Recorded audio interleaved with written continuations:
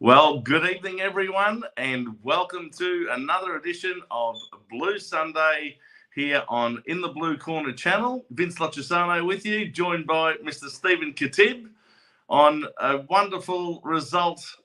Well, on the weekend of a wonderful result last Thursday night, Steve. Carlton beating Richmond for the first time in a decade in round one. Absolutely. Who would have thought we'd be sitting here tonight, 10 minutes into the last quarter, who would have thought we'd be sitting here having this sort of a conversation about about the result, right? Yes, indeed. Look, it's great to have that winning feeling after round one. We haven't had it for, as I said, a decade. So I guess we should celebrate that. And I'm sure it was a great source of relief more than any other feeling on Thursday night for most Carlton people. Do you think it was? Do you think it was? People are talking grand finals and Please, Carlton people, don't do this to yourselves.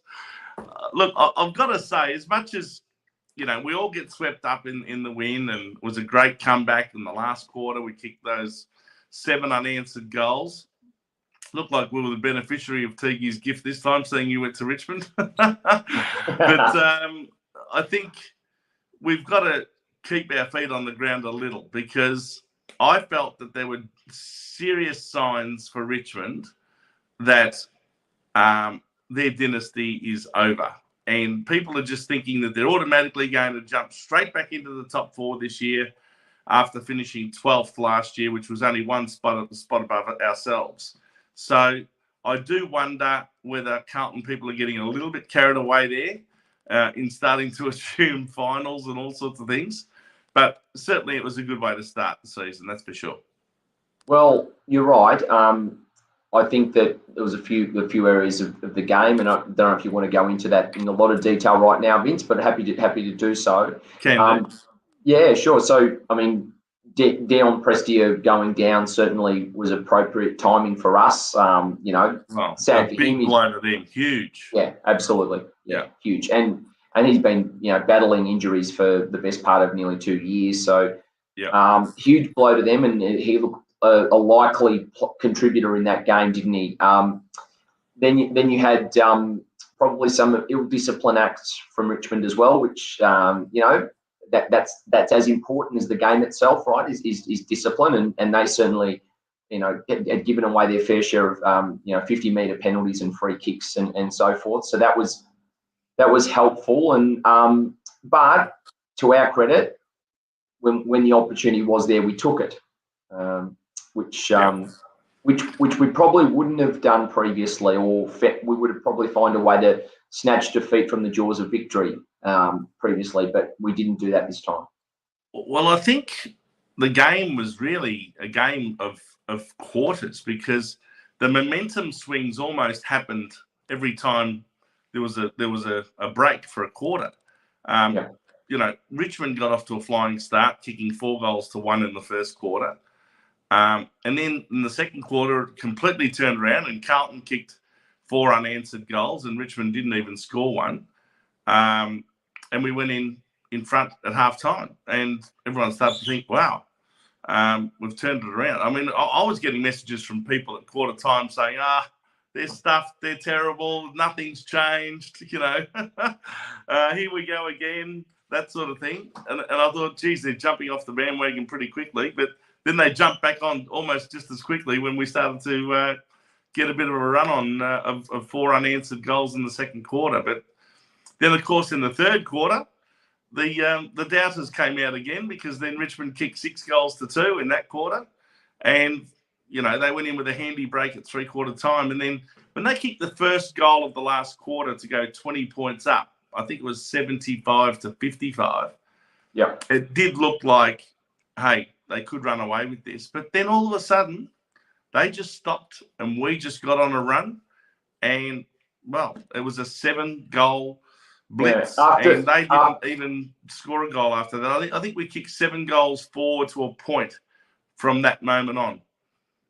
After Show Bolton's goal, I thought that if Richmond had had one more goal, that they would have definitely broken out back. so to speak, right? But I think that without getting that extra goal and also the midfield component, being shorter on rotations and quality in that midfield, it just gave us that ability to really dominate the centre bounces and just play in general in the middle of the ground. It was almost like their half-back and back line were repelling the attacks only to kick it to a wall of midfielders that were running directly at their defence again. So, look, things went our way from that perspective. Vince, I know you mentioned the roller coaster of emotion that Carlton supporters put themselves through. Do you think? Do you think that it's? I think I know your answer to this, but I'll ask it anyway. Ask anyway. Ask away.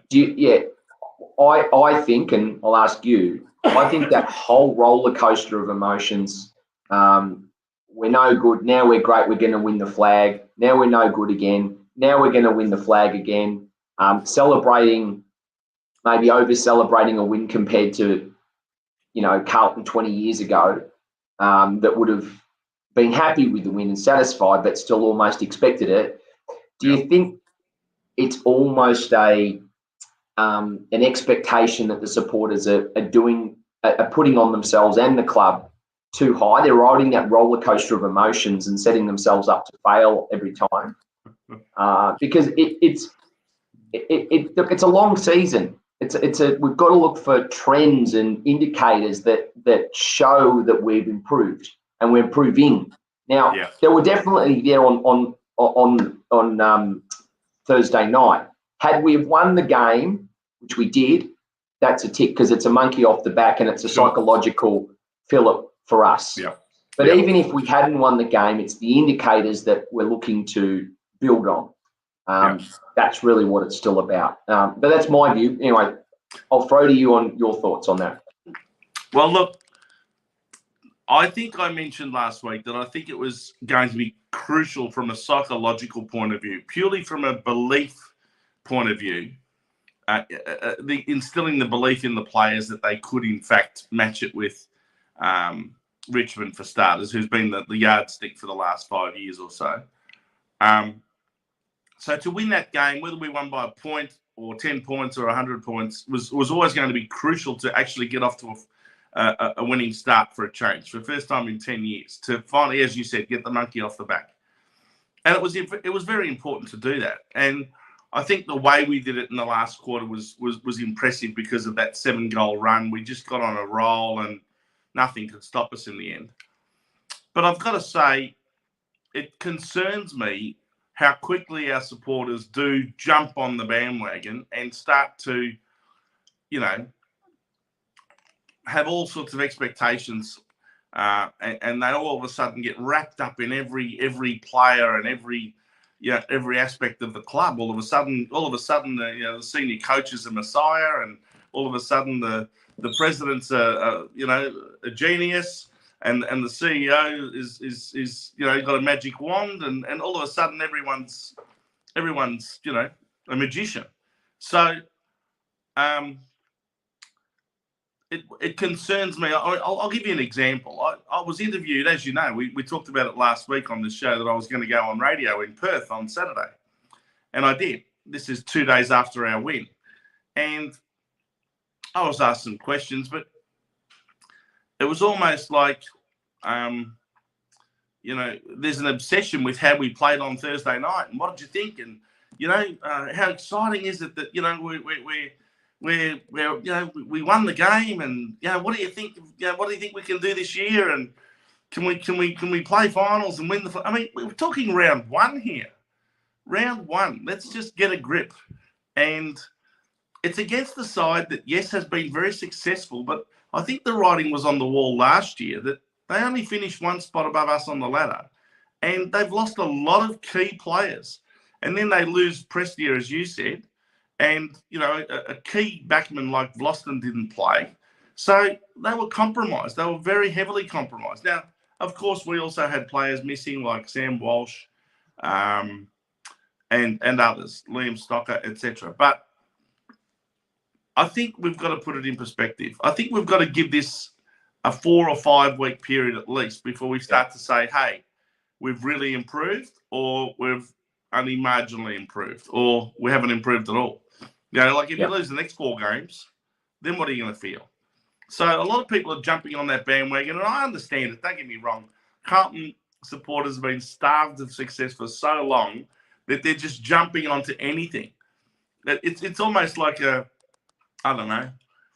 It's like in some cases dealing with a child who hasn't had any sweets or chocolates being given to them for a month, and all of a sudden they get a taste of a chocolate, and all of a sudden they're going ballistic over it. So, you know, it's great, it's exciting, and yes, you know, don't get me wrong, I don't deny Carlton supporters the right to enjoy the moment and to enjoy the success and to get wrapped up in the win. Of course, we should always celebrate our success.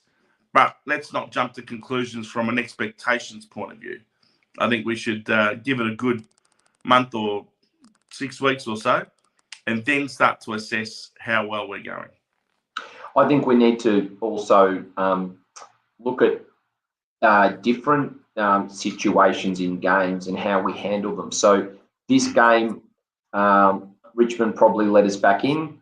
To be honest, when you know they jumped us early. They did. In the last quarter, they clearly let us back in. And not all the sides that we're playing are going to allow us to do that. Absolutely. If we lose momentum and swings like we did twice in that game. Well, yeah, so twice exactly. So essentially, I know 4 or 5 goals isn't a lot in modern footy, but against a top side, you wouldn't want to be giving them that sort of a start. So first quarter jumped us, let us back in the second quarter. Now let us back in, but we also got ourselves back in, but they still let it occur. Third quarter, they ran away again, and you know, several minutes into that final quarter, they run away with it and nearly basically got an unassailable lead. Not all teams are going to do that, so it's about Michael Voss, yes, being happy, and I'm not the senior coach, but yes, being happy with the performance for sure. But secondly, looking at those other 2 quarters and the elements of that game where we really had let Richmond get away from ourselves, and we probably won't know what sort of a form line, Vince, to use racing parlance, what sort of a form line we're coming up against, because we won't probably know to maybe 6 or 8 weeks. Is this a blip for Richmond, or is this is Richmond in structural decline, or are they a decent side that had a bad night, or you know, it's all about weighing all of that up and putting that into context. We've always heard in years gone by, you know, never judge everything on round 1. You know, round 1 is, it's like a bag of mixed lollies. You know, you'll get all sorts of quirky results that by the end of the year, you'll look back on it and say some of them in retrospect made sense, and some of them made no sense at all. So anyway, that's good to see Chris Beach. I see he's made a comment here. The Dogs won't allow us back in if we're off 1 step. This is for certain. I agree with you, Chris. They're too good a team to allow the opposition too many opportunities to get back. So yeah, I mean, two momentum swings like we gave the opposition on Thursday night in both the first quarter and the third quarter, and we're probably going to be gone against a side like them. So we're going to have to work on that. Absolutely. No, Carl I agree. Thompson, great pressure from the boys. Yes, I agree with that too. Look, from about the 20-minute mark of the third quarter, the signs were there. And even though they got that first goal of the last quarter, they didn't panic. And that sneaky little goal by Corey Durden, which got us back to 14 points down, that was the crucial one.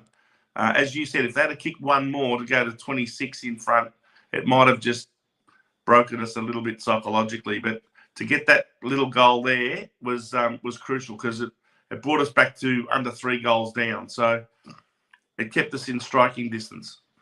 Absolutely, it did. So on the celebrations, I heard there was some of the coterie groups, Vince, there was high fives and jubilance in the luncheons and dinners, I should say. Apparently there was huge, celebrations quite a lot of emotion around.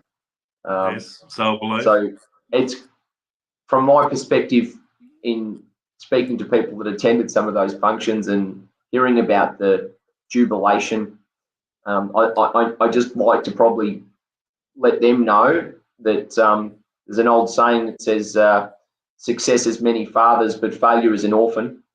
That's for sure. Yeah, so we're all in this together, all of us, as they say in the club hashtag, but all of us, when we win together and we all lose together. We don't lose and it's somebody else's fault. And when we win, it's everyone's success. Yeah. And I think that's the cultural element that we need to look at. And as jubilant as people may well have been in those function areas, as jubilant, if not more jubilant, than people in the outer, in the general admission up at Q10 in the southern stand or wherever they were sitting.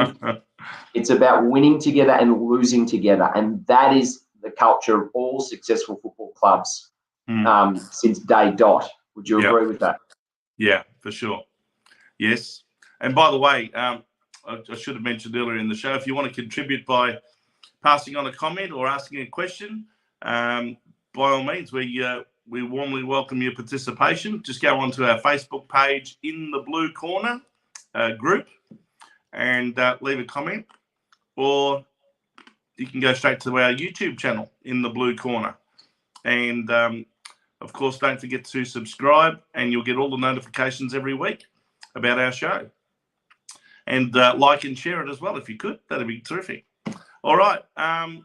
Look, I guess we could dissect the game in great detail, but I think special mentions have to be given to some of our new recruits. I thought both Chera and Hewitt were terrific. They certainly helped to fill the void left by the absence of Sam Walsh. And I think there's no doubt about Patrick Cripps. He's back to his very best form. He showed signs of it in the practice games, and he brought that with him on Thursday night and was dominant, kicking 3 goals and getting 30 possessions. Absolutely, and it's interesting you mentioned that. A couple of points on the midfield. The narrative of the game, the script of the game, couldn't have gone better for us from the perspective of Richmond's midfield being depleted or not in their best form, and Prestia going down injured for a considerable part of that game. Yep. That allowed those players to step up and shine, which was a real positive. The other positive, and it's going to be interesting now out of that, is that the midfielders were the goal kickers in the game rather than the key forwards. Now, does that indicate? I mean, what does that indicate to you, Vincent? I know I've heard people say, "Oh, great! So if the midfielders are goal kickers, that means we'll just get the forwards to kick goals as well, and then we're going to kick 30 goals." No, it doesn't work like that. I know. You have to have a system that you play where either forwards or midfielders kick goals. So we still probably need to work on the forward line a little bit, right? And it was great that the midfielders were kicking the goals to cover up for the forward line. But it seems like the midfielders probably covered a fair chunk of some of the elements of our game, of our structure that were maybe lacking. So they've almost covered that load or shared that load. Would you agree with that? Yeah, look, I mean, when you look at the tall players such as Harry Mackay, Charlie Curnow, Tom De Koning, they kicked 1 goal between them. And I think that was Harry, just kicked the one. Charlie had a very quiet game. De Koning showed some great signs at times, especially when he was playing in the ruck, I thought. But you'd have to say that the forward line still needs work.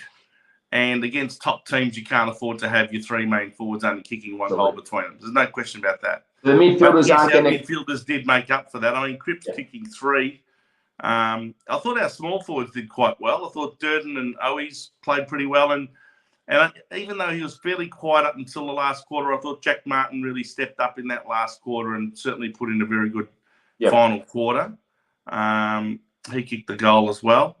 Silvani kicked one. Kennedy kicked one.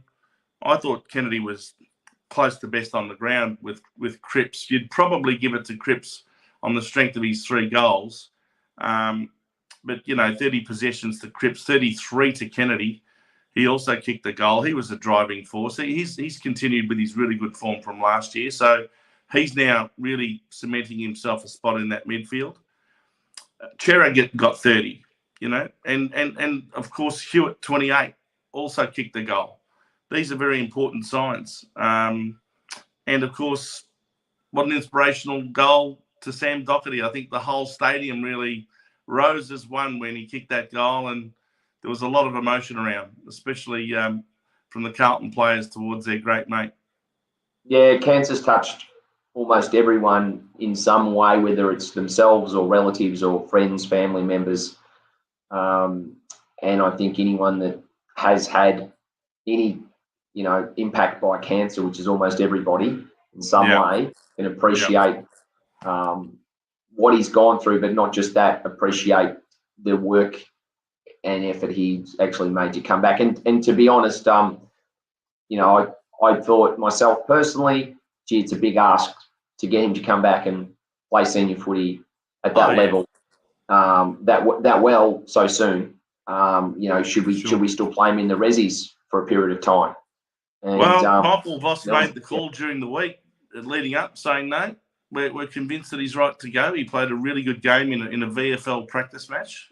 Yep. And I think he got 38 possessions or something that day, and they were just convinced that he was right. So they went with their gut feeling that he was right, and he proved them right by playing a really good game, 26 possessions and kicking that goal. And, I don't think it's just that. I mean, you've got to remember this latest battle he's had with testicular cancer is just the latest in a long list of challenges he's had to face. He's had 2 knee reconstructions, spent over 2 years out of the game when he was at his absolute peak. If you remember, he won the best and fairest at Carlton in 2016.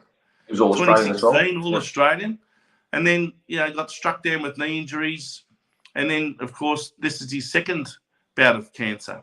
So, he's really had to climb the mountain more than once. So it's really quite inspirational. And the character testament to him. Remember, he was in the coach's box when he had those ACLs. He was on the boundary. He was supporting the team. Still taking part, still participating, still contributing. Absolutely. Yeah. Quality individual. You'd like to think that we could end up playing finals for people like Sam Doherty. That's for sure. Absolutely. I think other standout performances included. I thought Pitnet really did well in the ruck. I think both Pitnet and De Koning together did quite well against the Richmond Rucks. I was a bit worried about the ruck division, but I think they held their own. I would agree with that. I think that it was probably an area but they certainly didn't allow the Richmond Rucks to dominate.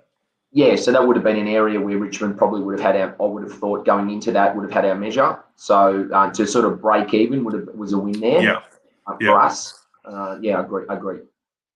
And I thought the other one that deserved a special mention for his game floating across that half-back line in defence and taking all sorts of intercept marks is Mitch McGovern. I thought he played a really good game and, started to show what he's capable of. I think we might have found the right niche for him down there. Yeah, we'll wait and see. It's a good start. It's positive. It's a good start. Yeah, absolutely. What did you think of the we talked about this last week. What did you think of the crowd, 72,000, whether it was, a balmy evening? There was probably no excuse for that. I know there was issues with food outlets being open or staff at the MCG. I mean, that's been spoken about a bit in the media. But did you think coming off the Wednesday night crowd between the Dogs and the Demons, did you feel that 72,000 was about par, or did you think we should have probably still got more? Even though Gillon McLaughlin was spruiking from the rooftops that we were going to get 80,000 and really, I must say I have a wry smile when it comes to these things because I can just see what the AFL's trying to do. They try to pump up these figures like it's going to be fantastic. You've got to be part of it. There's going to be 80,000 people for the first game. And I think I recall saying last week on our show, I cannot possibly see more than 60 to 65,000 for the Demons and Bulldogs. And it ended up being 58. So I was pretty close to the mark there. The Carlton-Richmond game, I felt 70 to 75,000 was pretty much spot on, wasn't it? I didn't think we'd get 80. But, you've got to remember that these are midweek games. People have to go to work the next day. Kids have to go to school the next day. There's a lot of people that are going to say, look, let's just watch it on TV. Don't worry about going for tonight. There's going to be traffic everywhere, and there's going to be, it's going to be hard to find a park. I believe the MCG car parks were all shut for the Carlton-Richmond game. So, where do people park? The parking inspectors from the City of Melbourne would have had a field day. And it's just they've been struggling for the last few years, so they need to make their revenue up for budgeting purposes somewhere. But anyway. I actually think it's counterproductive that the AFL talks it up like this, because I think that could actually have the reverse effect. It could actually convince some people not to go because, there's going to be 80, 90,000 people, they reckon, and you won't get a park anywhere, and it'll be impossible to go and buy some food on the night. You'll be queuing up for 15 minutes just to go to the toilet. So I actually think they're better off to underplay it than to overplay it. But who am I to know? They're the experts, aren't they? But then when all of a sudden the numbers come in and they're way under the predictions, they say, oh, no, look, it was still a great result. The Bulldogs in Melbourne, that was 58,000. That was 7,000 more than any other previous home and away crowd between those two clubs. Okay. Well, why wouldn't you say that in the first place? Why wouldn't you say, look, anything over 50,000 will be absolutely fantastic because the record is 51. Their data analysts know exactly what they're talking about, but their marketing people have got another narrative, and somewhere in the middle is probably the truth. But anyway, it's very, very Anyway, so we've got the Bulldogs and Carlton this Thursday night.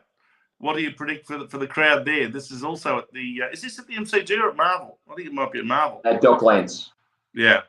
So what do you think of the crowd there? What do you think it'll be? It's a Bulldogs home game. So when I analyse it this way, and I'm happy to be challenged on this. So it's a Bulldogs home game. So 7:20 p.m. start. 7:20. So you're looking at this is a made-for-television event, really, to be honest. You've got your Bulldog supporters who will be on level 1 and 2, and then some at the bottom of level 3. And then if you're a Carlton supporter, you'll be in the general admission area. If you're a 16 or away game member, you'll be in the general admission area. Walk up. If not, you'll have to buy a seat or get there very early for walk-up admission. Docklands will be thinking. Ticketmaster are thinking beauty, booking fees, jack the prices up a little bit because there's a demand here. Carlton supporters have come off a win. Fantastic. They're going to want to reserve a seat. Suddenly a nosebleed or half a nosebleed seat becomes halfway up level 3, becomes now $40 rather than 25. I mean, great and fantastic. So you might see I'm not saying all the Dogs won't go, supporters will attend. A fair few will. You'll probably have that smattering of empty seats on that level 1 and 2 because they're the reserved seats and some members won't attend. And then at the very top of level 3, all the Carlton people that, are fresh off the win from the week before, well, they'll be attending and they'll be paying the level 1 and 2 price for their level 3 seat. And Marvel thinking beauty. It's just banking this money here. So anyway, part of my sarcasm, you're asking me a question, what do I think the crowd will be? I'm just giving you my logic behind it. Probably 40, I'd say. 40. Yeah, high 30s or 40, 38 to 40. You think the Bulldog fans will drop off that quickly, do you? Well, Marvel holds only 51. 51 or 55? Wow. do you count medallion rooms and all of that? So, okay, whatever it holds. What do you? 55 maybe. Anyway, whatever it holds. What do you think of? Well, I think if it was a Friday night, I think it'd be a larger crowd. But because it's a Thursday night, I reckon it'll be somewhere around 42. There you go. Okay. All right. There's so my are we prediction having? for you. I'll try and throw a dart. 42,000. So are we going to have nearest the pin every week on the crowd or something? Is that we might. Why not? All right. Everyone out there, if you want to send in your crowd predictions, and if we have a draw, please, we'll break down the percentage of Bulldogs and Blues supporters ratio. So I reckon you're probably going to get 65-35 in favour of the Bulldogs, but I could be wrong. Yeah, and we'll give nearest the pin I don't know. Is there some Patra orange juice or Ballantyne's chocolates or Tosca travel goods we can give them for World of Sport prizes? What have we got? Now you're showing your age. You're going back to the World of Sport days with Uncle Doug. Yes. Yes, the Ballantyne's chocolates. No, I think we might. I don't know. We'll probably throw in a Tats Lotto ticket or something. Not that we're encouraging wagering. Well, this is not wagering. We're just giving someone a Tats Lotto ticket, a chance to win something. Okay. No one has to spend any money. It's purely a prize. Okay. All right. So that'll be interesting to see whether the doggies in Carlton can get over 40,000. I think they will. I'm 39. You're 42. I'm 39. There 39. Okay. All right. So that'll be interesting. I'll tell you one thing. If we can knock over the Western Bulldogs this week, that will be a massive injection of enthusiasm to add to the enthusiasm of last week's win against Richmond. And I think you'll find that the membership department will be on red alert back at the club the following week because I think they'll be starting to get set for a big few weeks coming up. Because if we can do that, there's a very good chance that we could end up potentially at least 4-0 after 4 rounds. I mean, we've got to beat Hawthorn and then Gold Coast on the Gold Coast. Now, no game's easy. Don't get me wrong. Could easily lose both of those. But but there's a really good, strong chance that we could go in 4-0. And if we do that, you'd have to think that we're a very, very strong chance to make finals straight away. Agreed. So are you saying some of those $1 or $9 members may renew at full tote odds this year? Is that what you're saying? The membership department's to get a call from... I mean, I'm sure that's part of the strategy from the club when they gave away the $1 memberships in the first place, is that hopefully we've improved on the field since then, and now we can get the full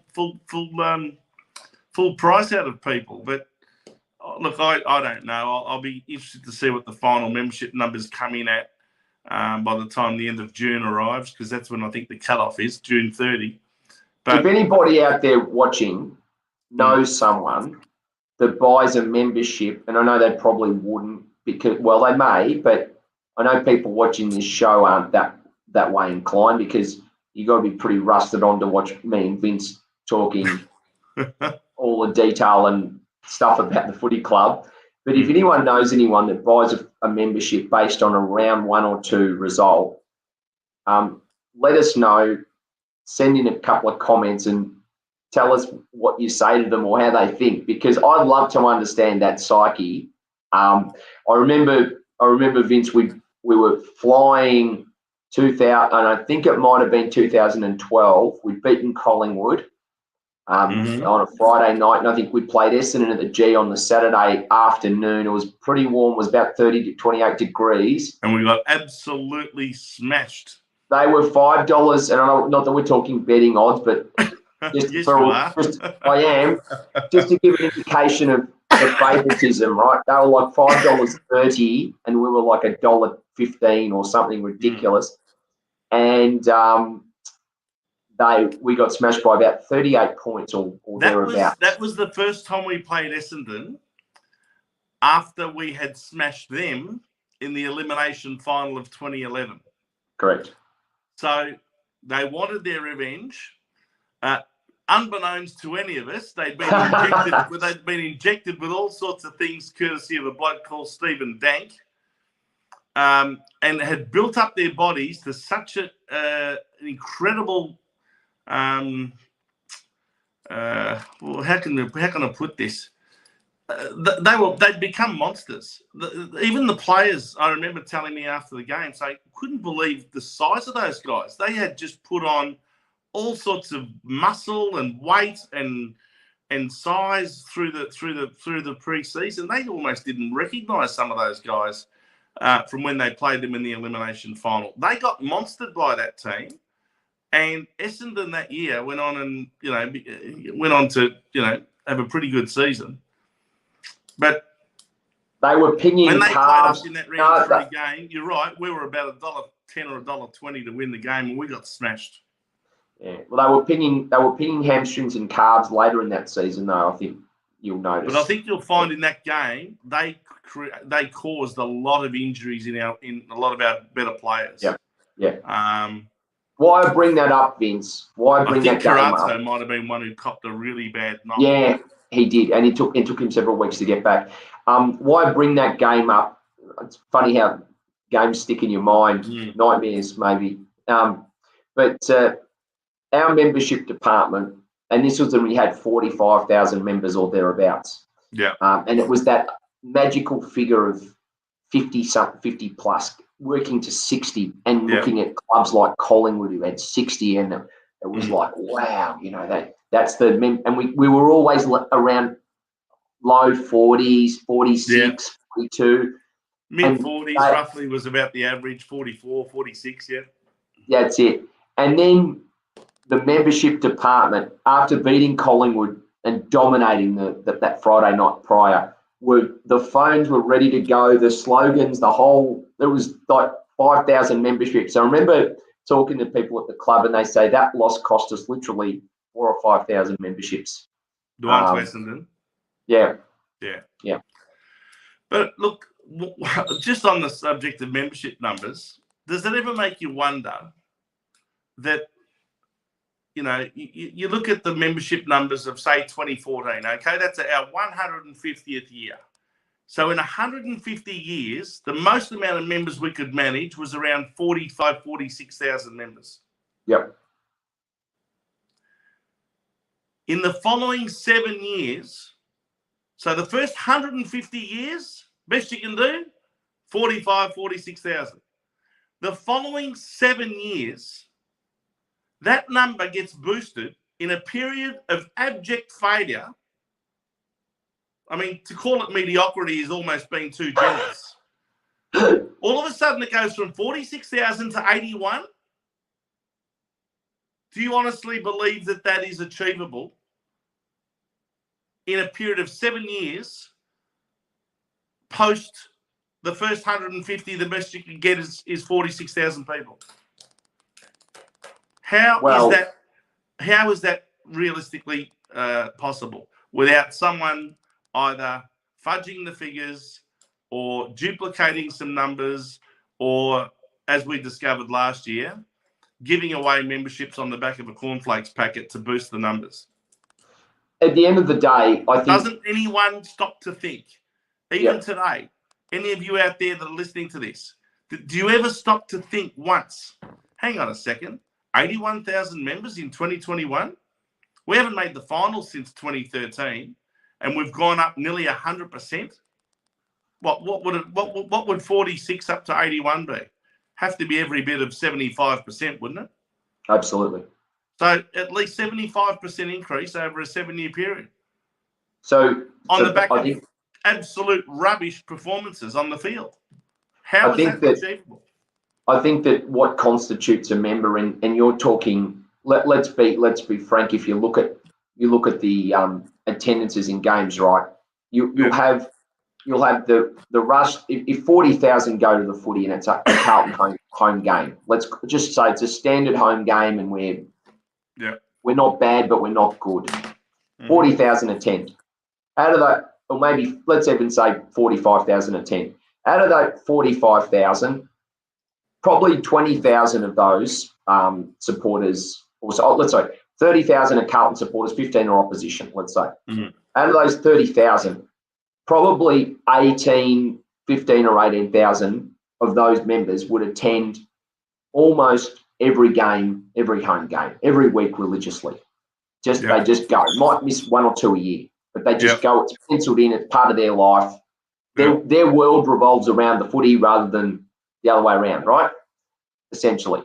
Then you'll have this swinging voter who'll go to some of the big blockbuster types, or they've got mates that are supporters of the opposition or whatnot. They'll go to those. That would be probably another, I would say, maybe 5 or 10,000. And then the remainder would be those 3-game cornflakes packet type members, people who got all sorts of, novelty members, I call them, right? They're not, they're Carlton supporters. They probably wouldn't be able to talk about, they might know Sam Walsh's number. They might know Harry Mackay's number, but they certainly wouldn't know the whole team.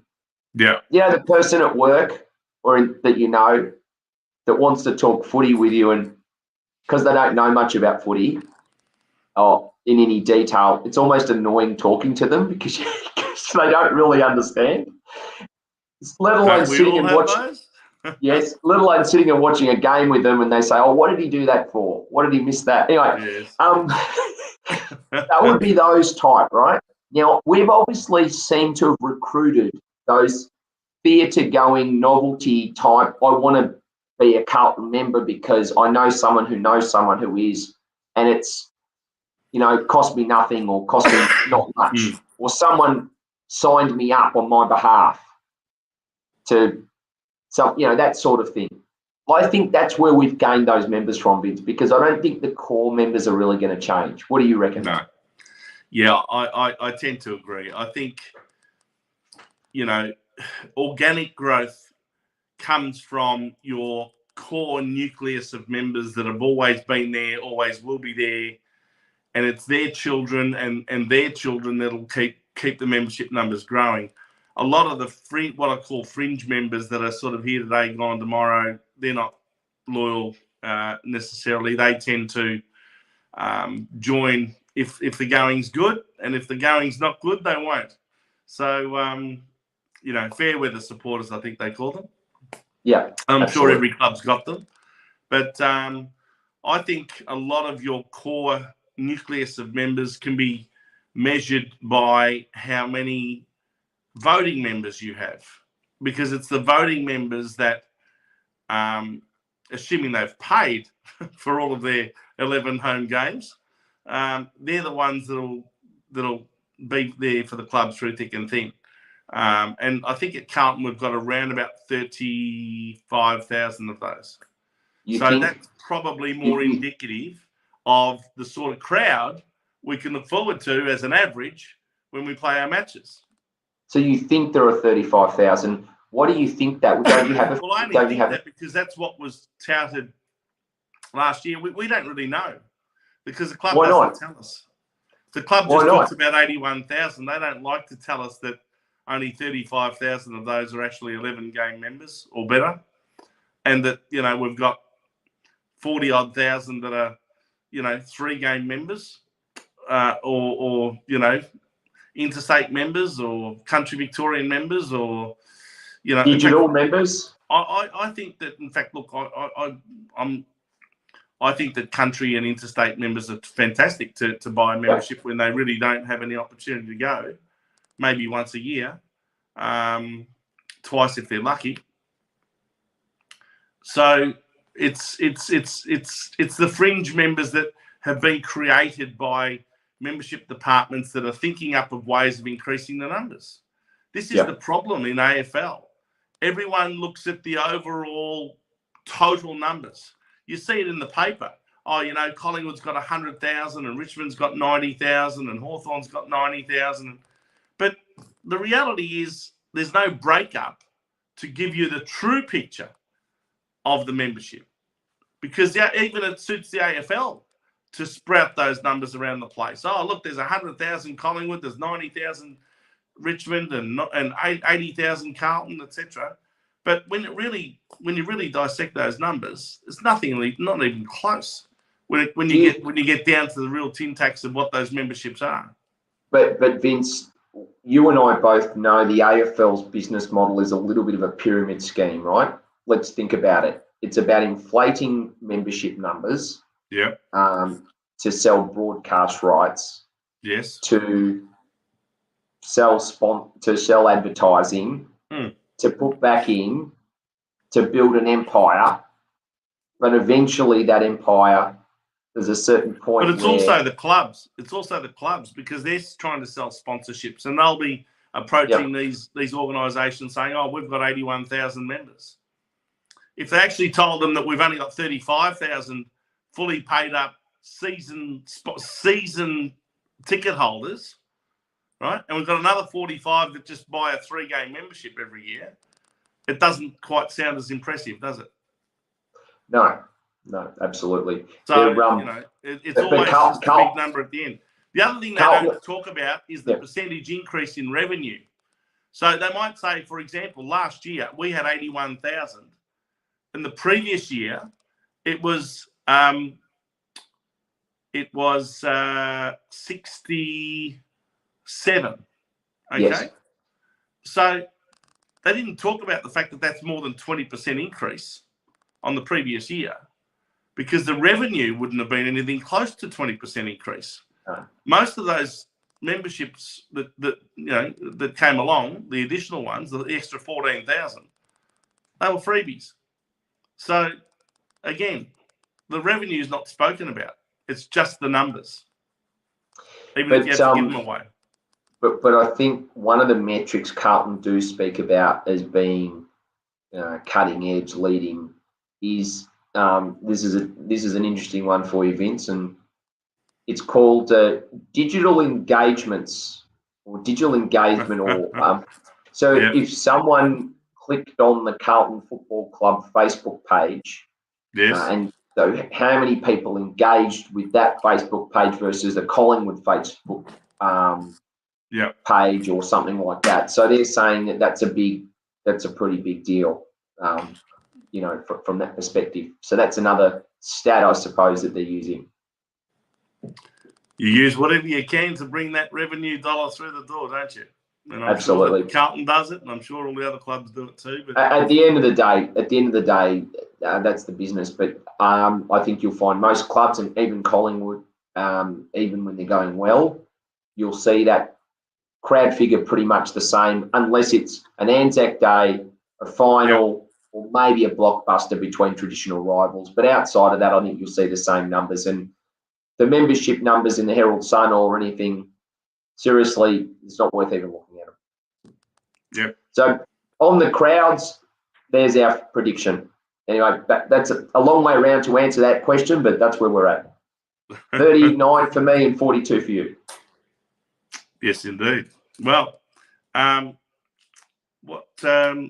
what we should also do quickly is just go over the results of the other matches. Of course, on Wednesday night, which sounds like a world away now, it was already 4 nights ago. Melbourne, the reigning premiers, unfurled their flag in front of their fans, and I personally felt it was a very touching moment, especially to see Ron Barassi out there. He couldn't make the unfurling of the flag back in December, so he was out there on Wednesday night, and along with a few other former Melbourne captains, and I thought that was a very touching moment. Fantastic to see him basking in the premiership glory of another Melbourne premiership. They had to open up extra. They had to open up extra bays in the members in the Ponsford stand for the MCC members. So they made the MCC members larger than normal. Wow! Accommodate the demand. That such was the traditionalists that really got around it. Yes, well, Melbourne in the end, 14-13-97, defeating the Western Bulldogs. What was it, 71 or something, wasn't it, in the end? Yeah.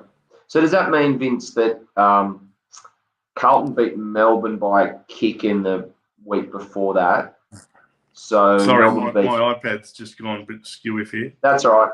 So We'll Melbourne beat the Dogs by 4.5 goals or whatever it was. Yeah. Does that mean that if Carlton play the Dogs, they'll beat them by 6 goals? And No. I'm being sarcastic. How does that form line up, do you think, of us in the practice match the week before? Would you take any notice of it? Did Melbourne click into gear more? I think Melbourne were far more switched on for this game. I think the practice match, I don't think they were quite switched on for that. They didn't take it all that seriously, especially the first half. I think they started taking it a bit more seriously in the second half, and that's when they came back and almost pinched the game from us.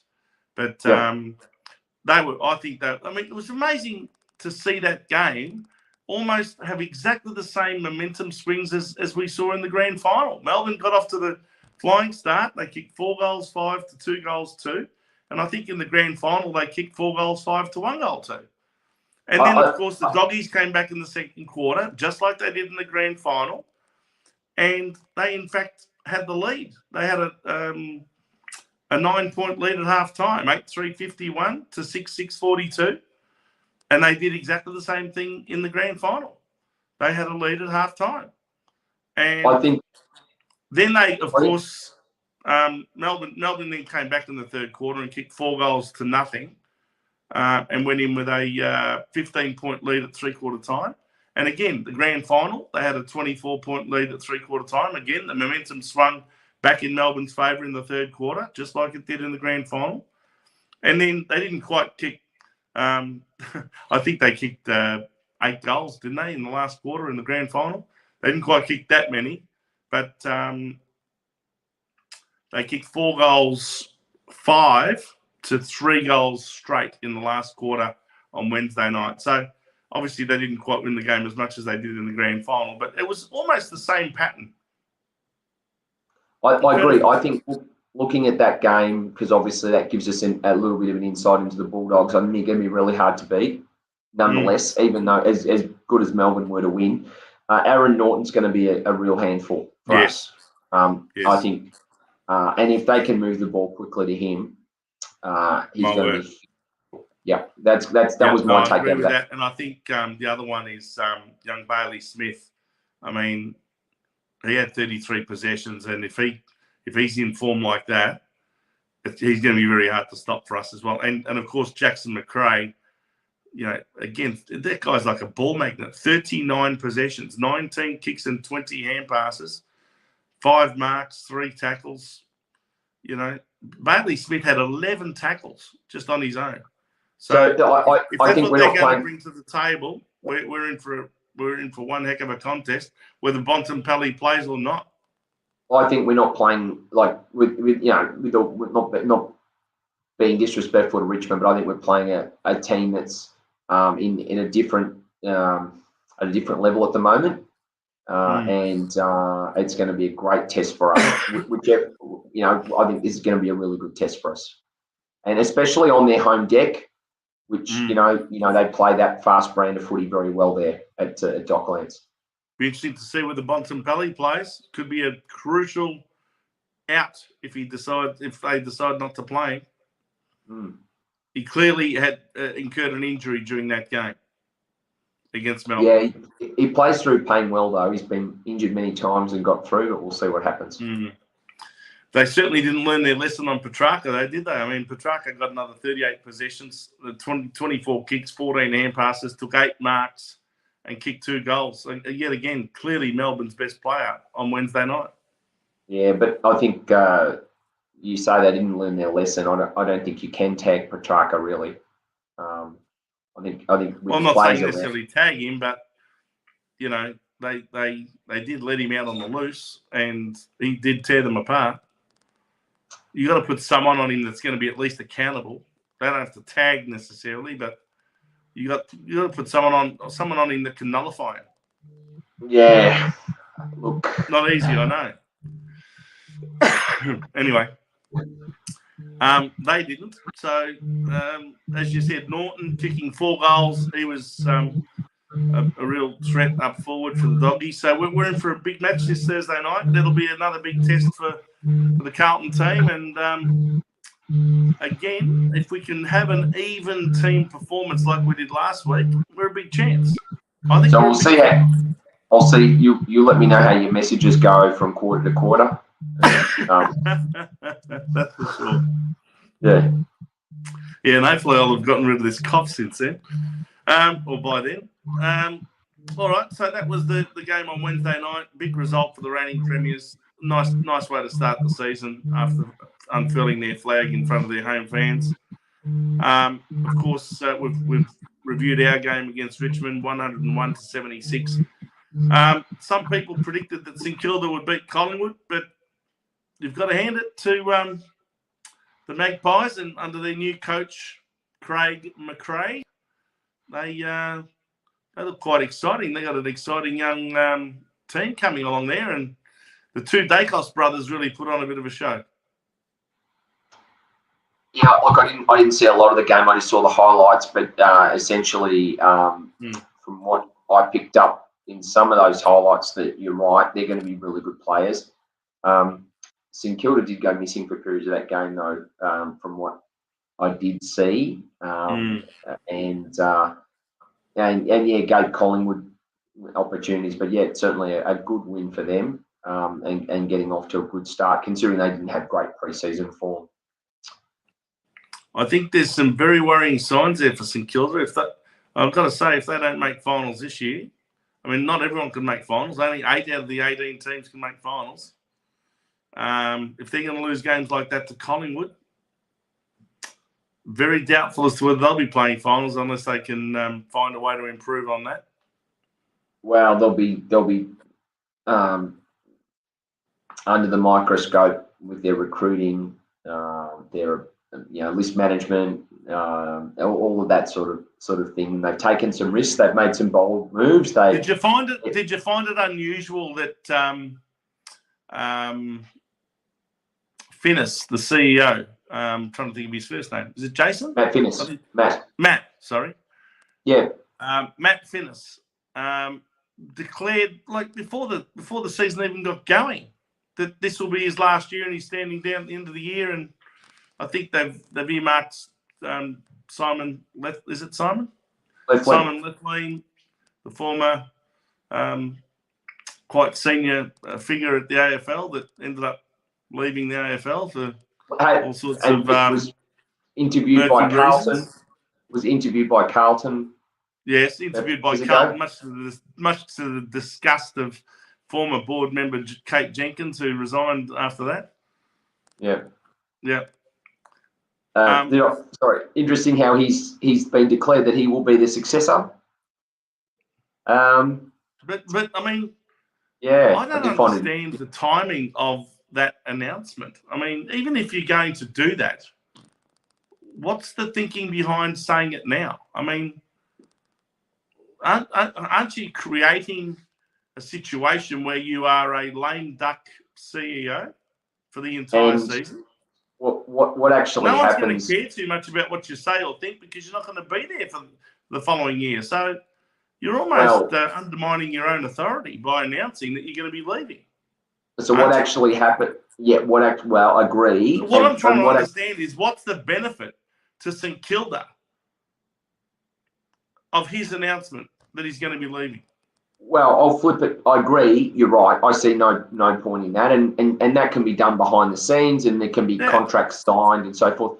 What happens in the corporate world with that sort of thing is, normally straight away the person leaves with their box, and they get escorted out of the building as soon as they're not continuing. But more importantly, if the person does stay and another person takes over, well, suddenly they start going to leafling now for all the CEO matters while Finnis is working there.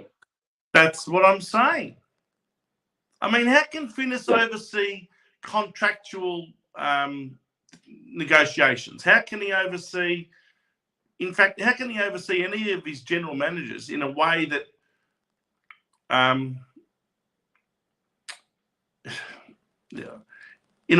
sort of stamps his authority on the situation when subconsciously he can't be respected. Whether you can say people in that industry, in that club, can say they want to respect him, but at the end of the day, that subconsciously they know he's not going to be there. And the new bloke is this guy, and the new guy is this guy, Leaf Lean, and I better be sweet with him. So I better start managing up to him. Correct. Because it's all about managing up, right? So I better, because as they say in the corporate world, what interests my manager fascinates me. So what they really do is go, okay, well, what does my manager want to hear, or me to do, or both, or what's important to his KPI or her KPI? And so suddenly they're focusing on that. I don't understand that. That club is in a real interesting place at the moment.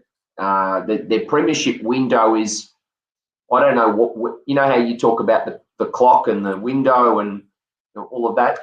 I don't know where they're at with that, because they've recruited all these senior players. They can't really get rid of them. There's all this money in the salary cap invested. They made finals, but then missed finals. Really, if they don't almost finish, I don't think making finals is good enough for St Kilda this year. I think they need to at least be top 5 or even top 4 because of this window. No, I can't see it either because of this window that they've got. Yeah. Sure. So then they've got to rebuild again. Correct. And they've got all these players like Hanbury and all these other players on I huge think they've coin. got to get rid of them. I'll be honest with you. I think the vast majority of these but who's going to buy them? Senior players that they've recruited from other clubs, I think most of them have got to go.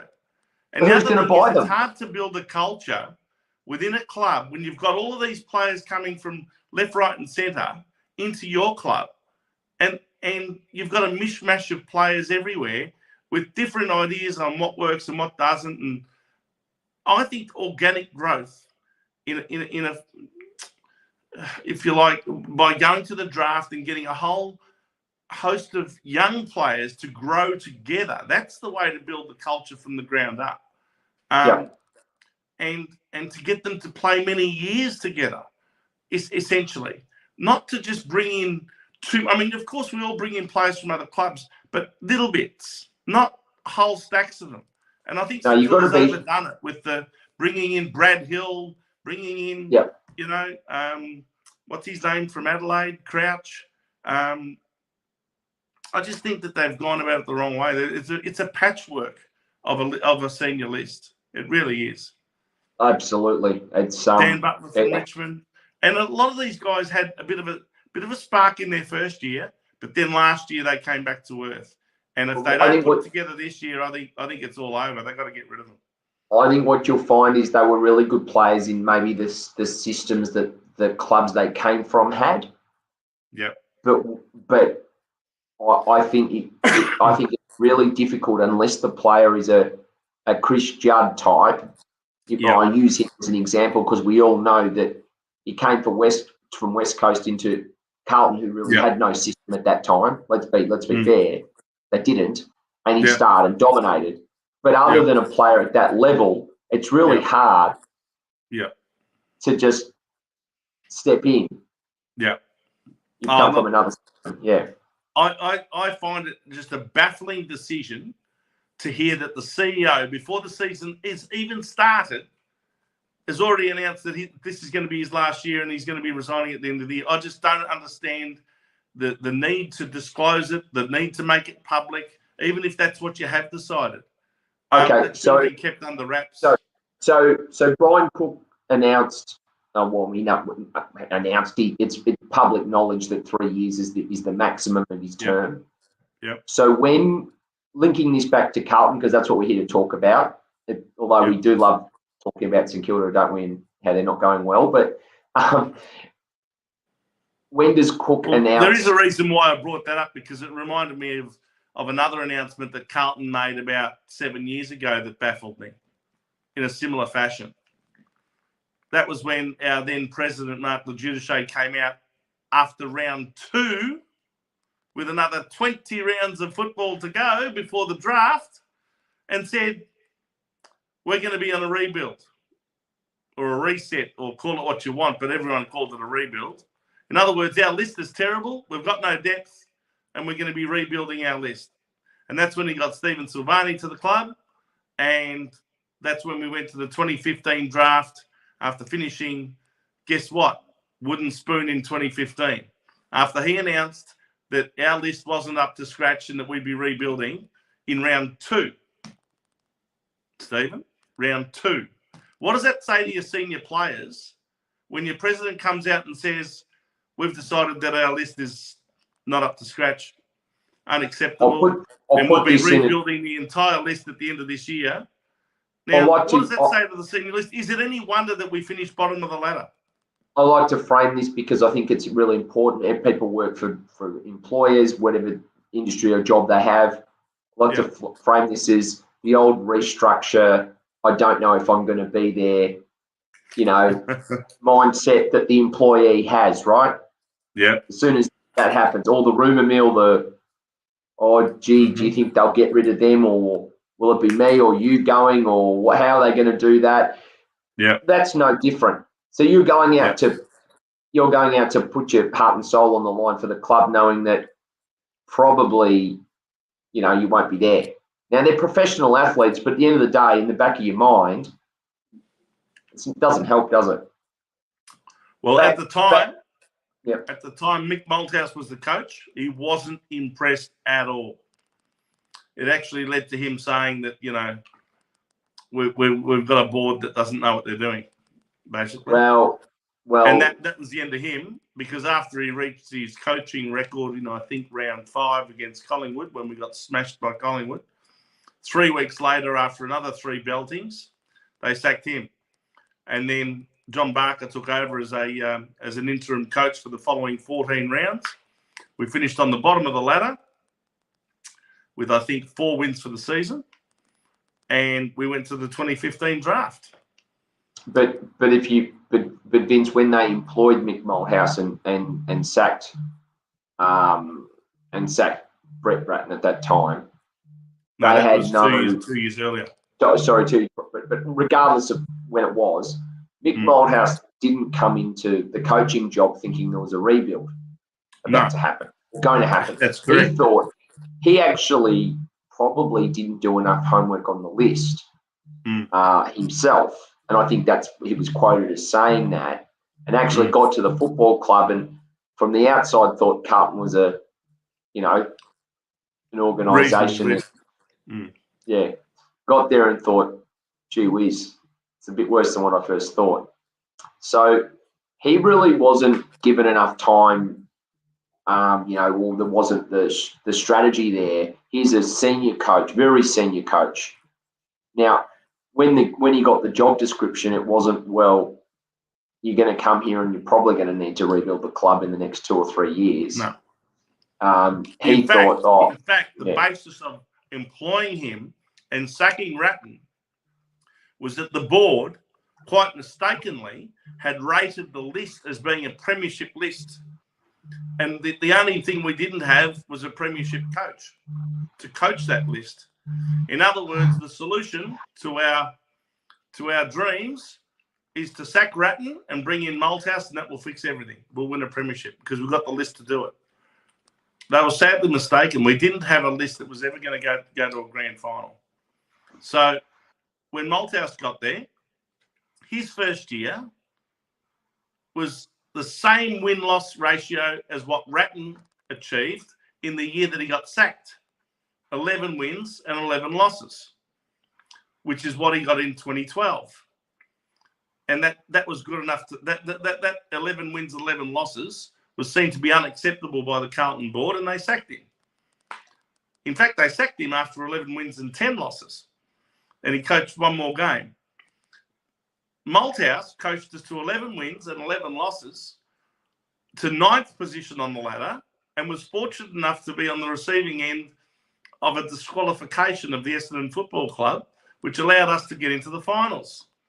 And to his credit, he found a way to get us to win that first final against Richmond on that famous Father's Day in September, which was Chris Judd's 30th birthday. And he kicked a beautiful goal in the last quarter just to cap it off. And we won a final when a lot of people thought we shouldn't have even been there. So that's when Malthouse was seen to be, yes, we've made the right decision here. Then we played the following week in Sydney, I think it was, and we got beaten. But then it all went backwards because clearly our list wasn't going to achieve any more than that. Maybe 2 weeks into the final. So when boards rate lists, I think boards need to realise that only the people that really understand about football need to make these decisions, and boards need to take that feedback on board, even if it's not what they want to hear, because it might, you know. And again, I relate this back to, you know, whether it be corporate life or just your employer. Sometimes certain managers or employers might not want to hear the truth about a situation.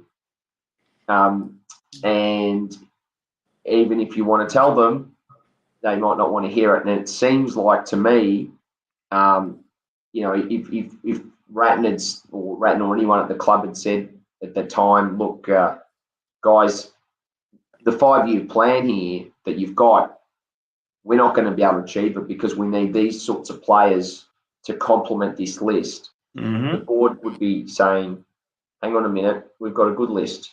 I don't want to hear that. I want to hear that we're ready to go. And the fact that we were allowed to get that bad is an indictment on that. Anyway, we are looking backwards on those things. We're digressing a bit here, but anyway, look. I just wanted to raise with you, though, you were mentioning about the St Kilda situation.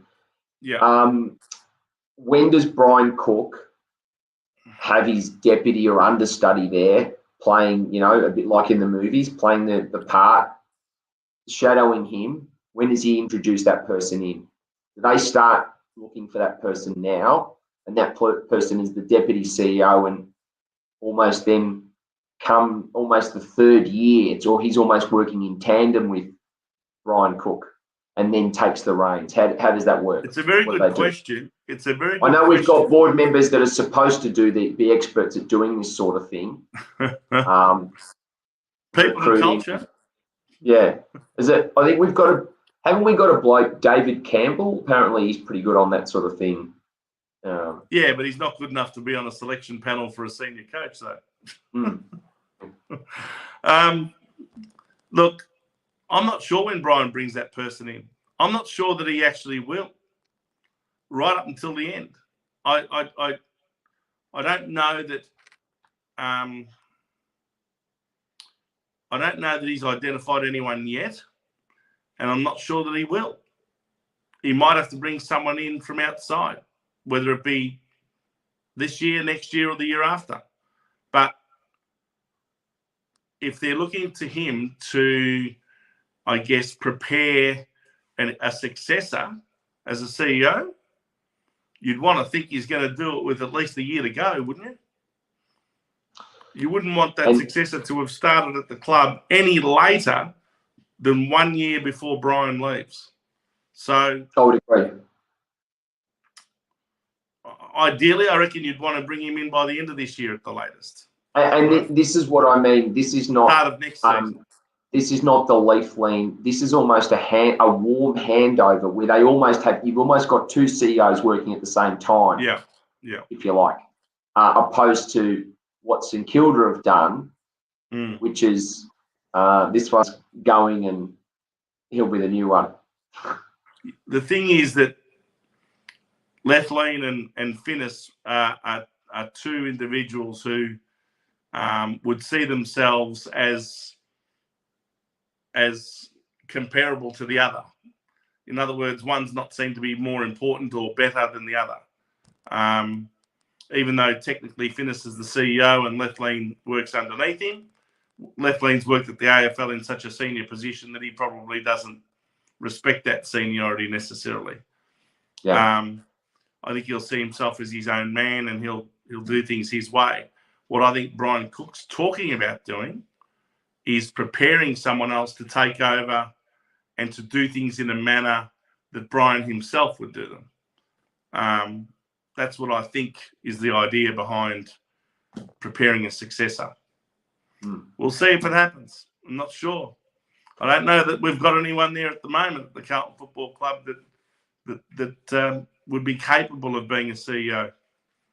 I'm really not sure.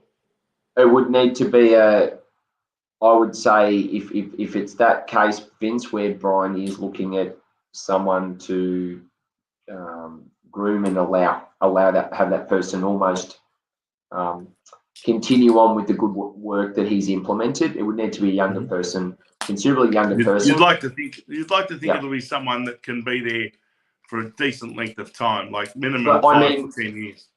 I mean, when I say younger, I don't mean from an age perspective. I mean someone who hasn't already a set style. Yeah. That you can't go getting another club CEO to do that job. It's going to have to be someone that you're almost developing from the ground up. Yeah, for sure. Well, let's quickly talk about the dilemma that's engulfed the Carlton Football Club this week. Michael Voss has tested positive to COVID and will not be able to coach this Thursday night. We also have Jack Martin has contracted it and he won't be able to play on Thursday night. And there's a couple of other people in our football department apparently that have got it. I'm not sure who they are. Now, what do you make of all that? I believe that Ashley Hansen is the one who's being touted as the replacement senior coach for the week. He came from the Western Bulldogs, so he knows the opposition pretty well. So what do you think of that decision?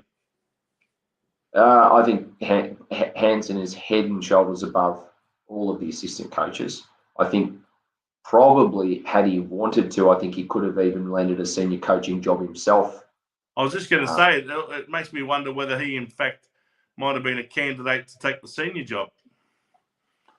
He may have been, but from a marketing perspective, I don't think the club could have sold memberships him as a senior coach. Voss was the most saleable coach that was remaining, or candidate that was remaining. Yeah, absolutely. Yeah, so I think regardless of his come from the Bulldogs, I think he's excellent pedigree, an excellent coach. I was really surprised that we landed him. It was such a good get from us. I think he's probably it's a big call, but maybe our recruit of the off season, including players. I would say the quality. He's just a really, really good quality and been at some successful clubs. I tend to agree with you. He's come with some pretty big raps, and a lot of people rate him very highly in football circles. He's the sort of guy that if he's still there in 3 years' time and Carlton don't make the finals and they sack yet another Messiah and get rid of Michael Voss, he could end up taking over. And I mean, he would. Listen, I don't want that to happen, by the way. No. I'm not wishing for that, but let's face it, that tends to be the trend at Carlton. But he could be not just a caretaker coach. Like he could be a proper coach. Okay. Well, he might get poached by somebody else. I was about to say. He's such a good coach that how we hang on to him is the other story. But yeah, look, it'd be great to see how he handles himself. I'm really, really looking forward to that. And I'm not that I wanted Michael Voss to, get COVID or anything like that, but it's almost a great opportunity to see how Ashley Hansen operates. So new into the role. Well, I think it'll be to our advantage to have him coaching us in these circumstances. And I'm sure he would have been a great assistant to Michael Voss in this game anyway if Voss was coaching. But with Voss having to stand out for a week, he seems to be the logical choice. I wonder what Michael will be doing with the players, via video link or anything like that. There will be obviously some input, and how that works with Hansen. Does Voss tell Hansen what to do, and then when it's match day, he carries those instructions, or is it? Hansen have a little bit of license there. It's an interesting question. Look, I'm not sure how he'll do it. I mean, I'm trying to put myself in that position. I'd probably lean towards allowing Hansen to coach his way, not tell him what to do or how to do it. I think I'd say, well, looks like it's your week. Make the most of it. Yeah, I disagree with that. I disagree with that, Vince. You disagree? Yes. You don't think that that's what he should do? No, I think you're adding more. I think you're adding more confusion. I think the players are learning a game style and a method. I'm not saying to go against the game style. Hang on. I'm not saying that. But I'm talking about how he communicates to the players and how he tells them and reinforces that game style. He can do that using his own words and his own way. But obviously we have a system now. Obviously we have a game plan now, and Voss will want that reinforced. But how he actually communicates it will be up to Ashley Hansen. I agree, but also that's what I'm trying to say. No, I agree with that. The communication will be definitely his own style, and the players all know that because he's a line coach now at the moment. Yeah. But the challenge he's going to have is, he's in the heat of the game. Changes have to be made. Decisions need to be made. Now, what would Michael do if he was here? Or is Michael sitting at home watching this and thinking, I should be doing this and I'm not? Or is Michael going to be texting him, listen, shift so-and-so to so-and-so, and is he going to be barking instructions? Is he going to be barking instructions by phone or by text message? I don't think they're allowed the phones, though, Vince, are they? I wouldn't have thought they are. I'm not sure. I mean, the restriction on Michael Voss has got nothing to do with being banned in a fashion. For example, in English Premier League, when they ban a manager, they're banned like for good. They can't communicate. They can't do anything. Yes. This is purely to do with COVID. This is to do with not being allowed to do it because you're infectious. Yes. So, do those same communication restrictions apply? I wouldn't have thought so. Not sure how. I'm not sure what the rules are in this respect, but great question. I can't see any reason why Voss couldn't be on the other end of a telephone telling Ashley Hansen what he wants, or on the other end of a text message. I'm not really sure. Even a Zoom call where they can look at each other and talk to each other like you and I are doing right now. Yeah, we'll wait and see how that plays out. It'll be interesting to see. Nonetheless, it's the first time this has happened where a coach has been COVID positive, so we'll watch how that plays out. All right, my friend. Well, we also just very quickly touch on the other results of round one. We've talked about the Melbourne and Western Bulldogs game, of course, back on Wednesday night. So 26-point win to Melbourne, 25-point win to Carlton. Collingwood 17 points over St Kilda. Then we should talk about yesterday's games. Geelong, what a massive 66-point win. That's 11 goals over Essendon, 138-72. They absolutely took them apart, didn't they? Essendon looked all at sea. They did. I'm going to put that down as an anomaly. I can't see that as consistent form. I don't think Essendon could have played that bad 2 weeks in a row if they tried. It's going to be interesting to see how they respond. Geelong at the G. Look. Very impressive. Very impressive. And I know everyone's, already, or had written them off.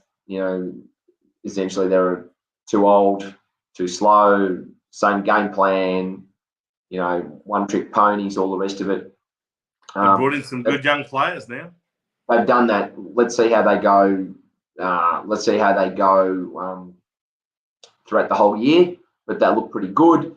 The criticism also with Geelong and friends of mine who are Geelong supporters who go every week say that possession-based style and the slow build-up, it looks like they're playing a little differently now.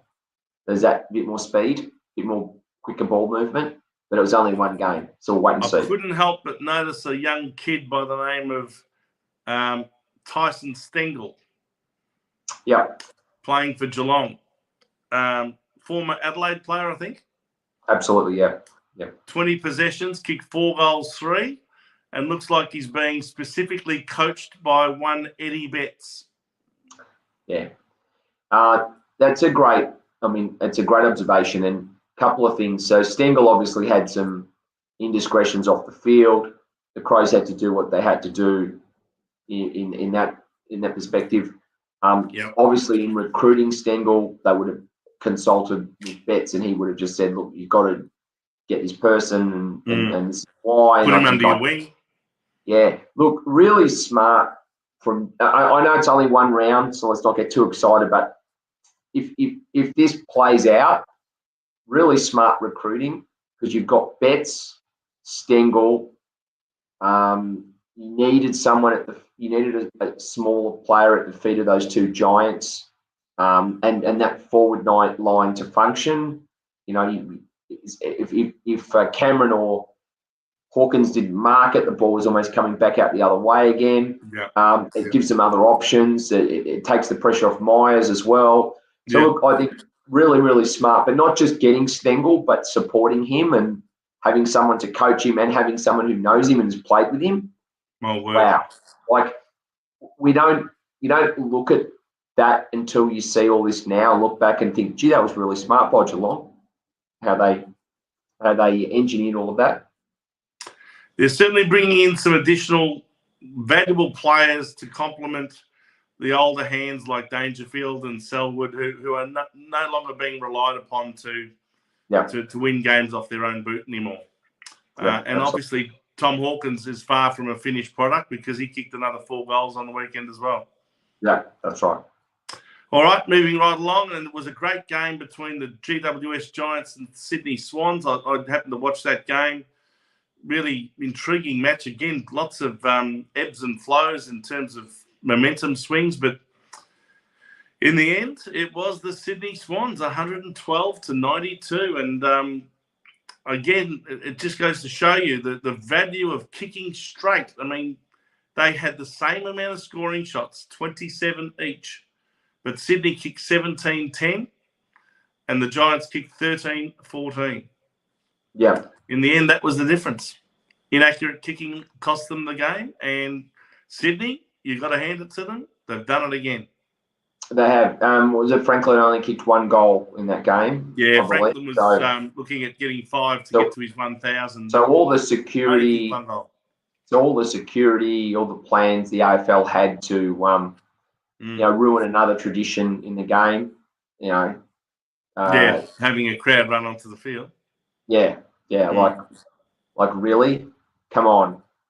Well, let the crowd do that for mine. It's they've a got joke. a Friday night game next week against Geelong at the SCG as a home game. Yep. It might happen there, I reckon. It probably will, and that's going to be a great game. But it probably will, but just let the crowd do it, really. I don't think they're going to stop anybody. They just had to say the right thing, Steve. Oh, no, we don't want the crowd to run onto the field. It's dangerous and all that sort of stuff. Well, they were threatening fines, though. I was there in 2008 when Buddy Franklin kicked 100 goals. So was I. And, they've kicked 99. I would love to have gotten on the field after Brendan Favola kicked his 100th goal, but a certain coach from Hawthorn put about 17 players on him to stop him from getting to 100. Anyway, Franklin got there in the first quarter, and didn't matter how many security guards they had, it was never going to stop the avalanche of people running onto the ground. Yeah, and it won't stop them next time either. I hope it doesn't, and I hope they don't find anyone. How much more do you want to sanitize the game? How much more do you want to corporatize it and take some of these? Like, this happens once every decade, if you're lucky, 20 years almost, right? This is Buddy Franklin's an absolute champion of the sport. Yeah. 1,000 goals will probably never ever. It will never ever be repeated. He will only be the 6th. Once he gets there, he will only be the 6th player in the history of the game to kick 1,000 goals in his career. Yep. All right, we move along. Another great game. Again, lots of momentum swings. I think that's going to be the trend of football from now on is making sure that you take advantage when you've got the momentum and make sure that you kick straight. Brisbane and Port Adelaide. Brisbane were behind for much of this game, but Port Adelaide acquired one injury after another, and eventually it took its toll. And in that last quarter, after being 15 points down, they were 46-61 at three-quarter time. They kicked 5 goals for to only the 1 goal 2 from Port Adelaide in the last quarter, and Brisbane ran over the top of them in the end by 11 points. Fortunate win for Brisbane, but I wouldn't be writing Port Adelaide off after that because they really put up a pretty good performance. Yeah, I think, going up to Brisbane in that sort of humid conditions, I think that was a good effort, and they could have nearly run the game. So, yeah, look, good result for Brisbane to get over the line, and important for them to win. But just goes to show you that injuries during the games can really take their toll, and there's only so long your players can I guess stem the tide from the opposition before eventually it just becomes too much. When you've got too many injuries, it just does take its toll. And I think you're going to see a lot of this happening during the year, where injured teams might have a lead, but they'll very quickly surrender it once it gets to that tipping point.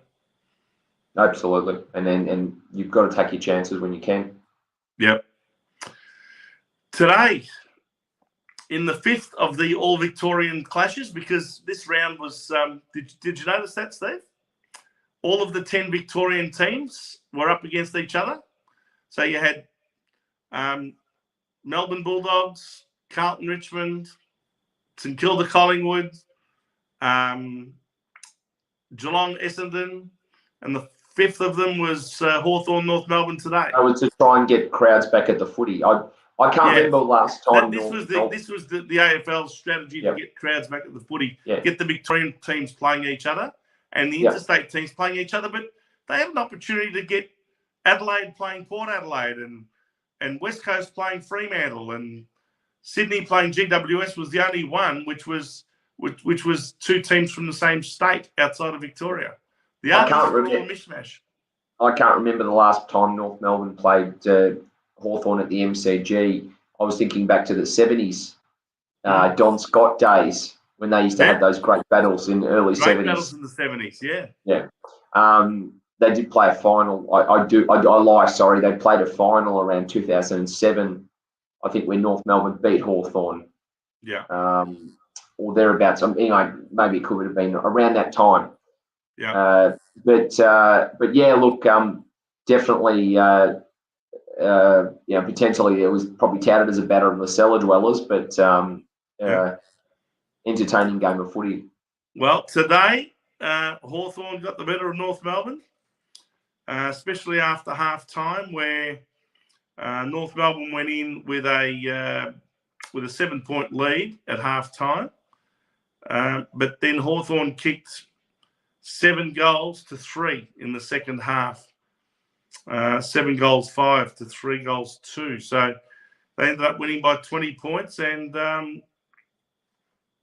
again, you'd have to say, slightly disappointing North Melbourne, but Hawthorn, a good win for Sam Mitchell in his first game as senior coach. Absolutely, yeah. It's a good result, very important for him to get that win.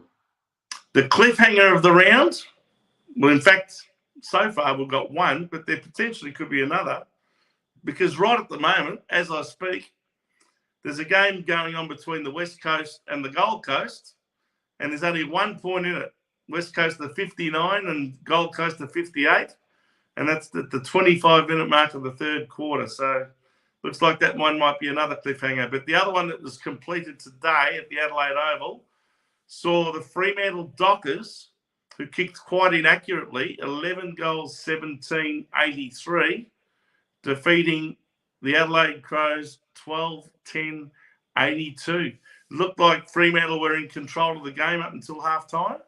And then Adelaide came out after that and absolutely dominated for a period. They kicked seven unanswered goals at one stage. And they looked like being winners. and then Fremantle turned it around again, came back and hit the front and managed to hold on. It looked like it might have even been a draw with about 20 seconds to go.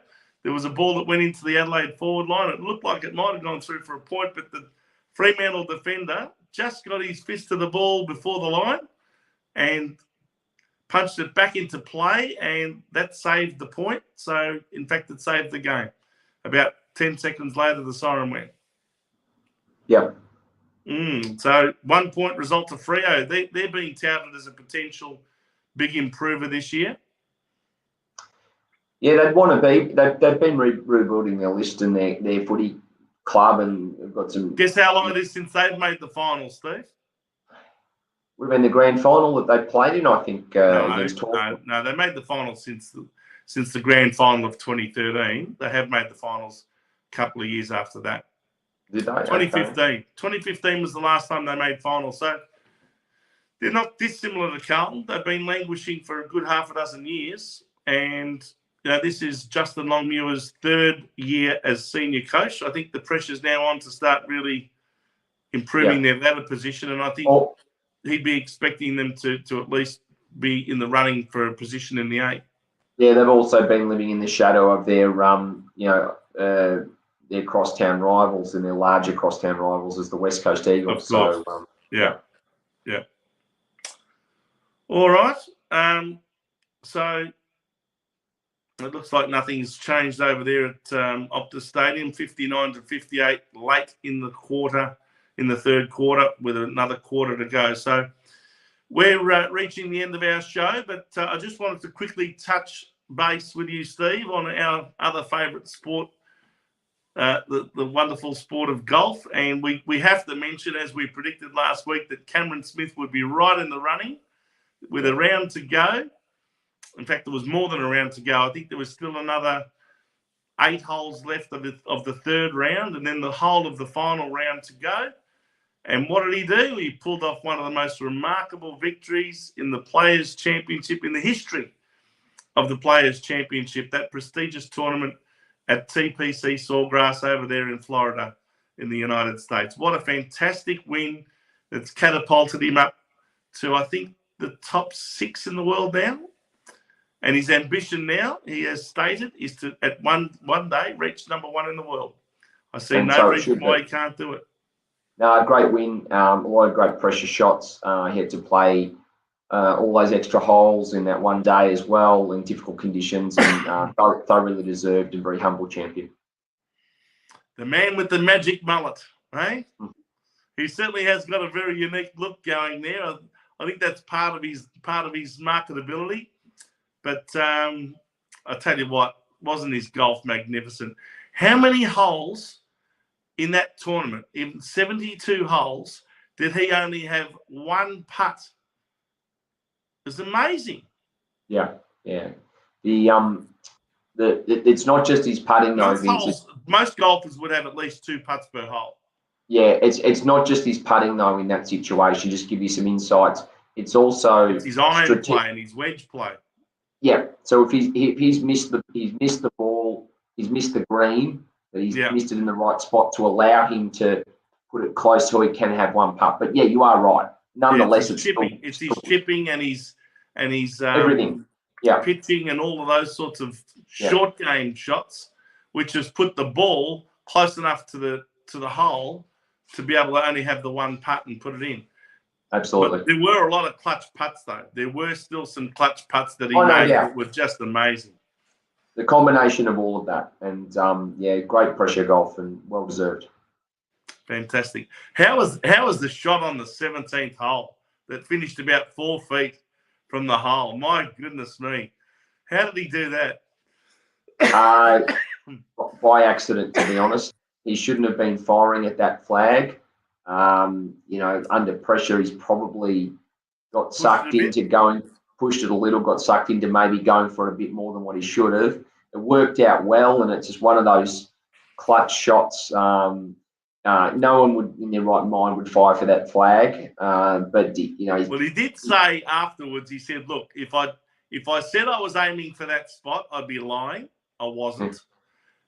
But he did say that he was going for a spot about 10 feet to the left of where it landed. Absolutely.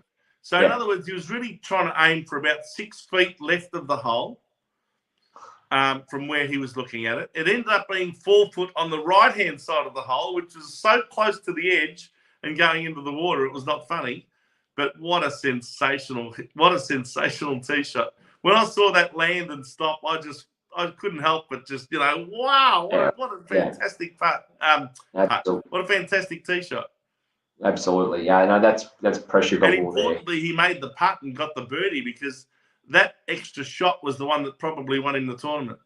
Yeah, it was. It was sometimes it's your day, and I'm not saying it was all luck, but things go your way, but you make your own luck as well. And it's nice to have seen him enjoy the win with his family, many of whom he hadn't seen for 2.5 years through all of this period of COVID restrictions and flight restrictions from countries and all that sort of thing. So he was quite emotional afterwards that he was able to, enjoy that win with his sister and his mother, I believe, and other family members. So good on you, Cameron Smith. A sensational win and really did Australia proud. We can all take great pride in having golfers of his calibre, as well as other champion golfers like Adam Scott and Jason Day and Mark Leishman, for example, just to name a few. They really do fly the flag for Australia so well, don't they? Oh yeah, it's we're very, very lucky, and it's really amazing considering how many great golfers there are in the world to have such players that we have and doing so well at the moment. And Steve, we're but about 3 weeks away from the US Masters, that wonderful course over there in Augusta, Georgia, and that incredible tournament. I can't believe it's already 9 years since Adam Scott won it back in 2013 in a playoff with Angel Cabrera from Argentina. I'll never forget that playoff. Yeah, well, Cameron Smith's had some good performances there of recent, so fingers crossed that all the form lines are pointing to him playing well for that one as well. Yeah, fingers crossed that he goes well.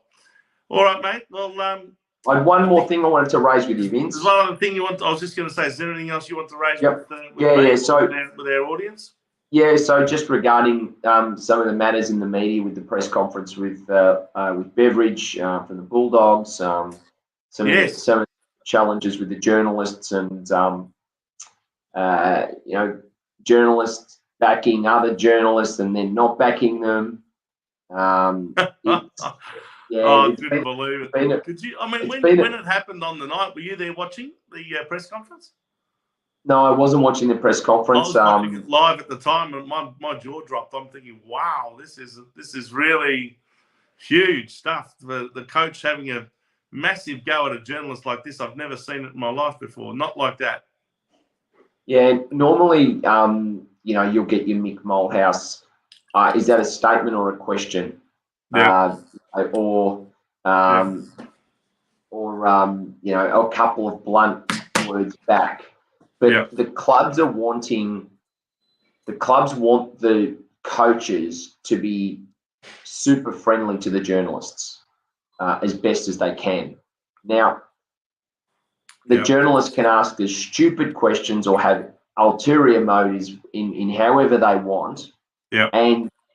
But the coaches will have to respond in almost. The coaches are going out to these press conferences now as marketing people, not coaches anymore. This is my view.